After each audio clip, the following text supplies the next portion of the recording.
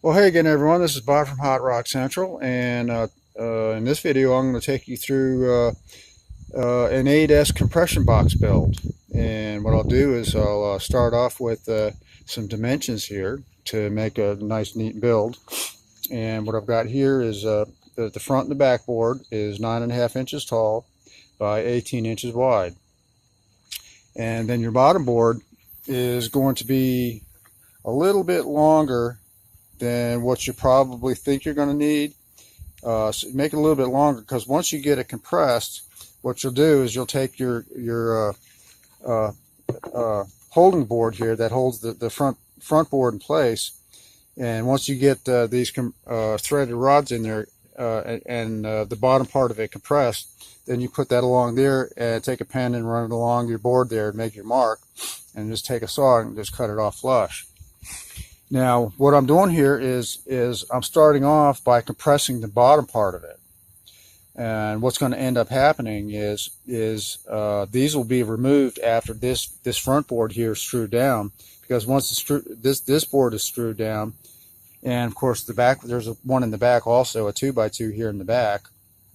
Once those are screwed down while it's under compression, well, the bottom's not going to move anymore. So these threaded rods will no longer be needed down in the bottom, and you can move them up to the top and leave them up in the top. Now, the threaded rod on the outside is going to be a little bit longer than the center one, because I'm going to end up using this as an electrical post for connecting the batteries. So I'm going to have a wire running from the last post on the battery into the threaded rod here, and then I'll make my connection to my inverter or charger or whatever from the front, and leave it a little extra longer, because you're probably going to use a couple of nuts there and you'll need the extra space. And as far as what I'm using for spacers for in between the batteries, those are just common placemats that you can get over at the Dollar Tree or Dollar General or whatever.